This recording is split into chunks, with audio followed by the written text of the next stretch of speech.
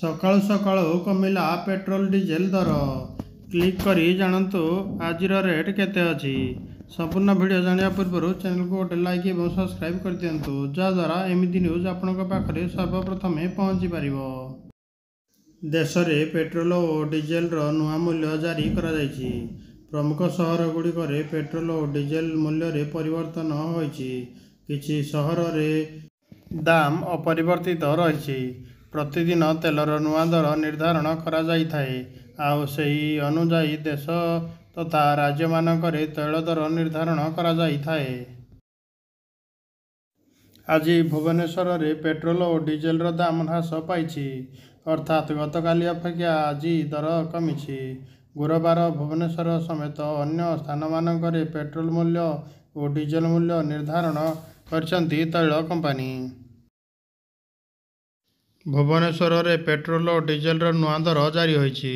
ଗୁରୁବାର ପେଟ୍ରୋଲର ଦର ଲିଟର ପ୍ରତି 100 ଟଙ୍କା 97 ପଇସା ଓ ଡିଜେଲର ମୂଲ୍ୟ ଲିଟର ପ୍ରତି 92 ଟଙ୍କା 55 ପଇସା ରହିଛି।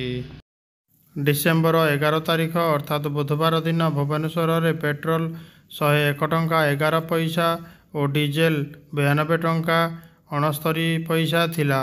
ଗତକାଲି ଅପେକ୍ଷା ଆଜି ତୈଳ ଦରରେ ସାମାନ୍ୟ ହ୍ରାସ ଦେଖିବାକୁ ମିଳିଛି। ରାଜଧାନୀ ଦିଲ୍ଲୀରେ ପେଟ୍ରୋଲର ମୂଲ୍ୟ ଲିଟର ପ୍ରତି 94 ଟଙ୍କା 72 ପଇସା ରହିଥିବା ବେଳେ ଡିଜେଲର ମୂଲ୍ୟ 87 ଟଙ୍କା 62 ପଇସା ରହିଛି। ଦିଲ୍ଲୀରେ ପେଟ୍ରୋଲ ଓ ଡିଜେଲ ଦର ସମାନ ରହିଛି, ଏଥିରେ କୌଣସି ପରିବର୍ତ୍ତନ ହୋଇନାହିଁ। ଅନ୍ୟ ସହର ଗୁଡ଼ିକରେ ପ୍ରାୟତଃ ଦାମରେ କୌଣସି ପରିବର୍ତ୍ତନ ହୋଇନାହିଁ। ମୁମ୍ବାଇରେ ପେଟ୍ରୋଲ 103 ଟଙ୍କା 44 ପଇସା ରହିଥିବା ବେଳେ ଡିଜେଲ 89 ଟଙ୍କା 97 ପଇସା ରହିଛି। ଦୀର୍ଘ ଦିନ ହେଲା ମୁମ୍ବାଇରେ ତେଲ ଦର ସମାନ ରହିଛି, ଏଥିରେ କୌଣସି ପରିବର୍ତ୍ତନ ହୋଇନାହିଁ।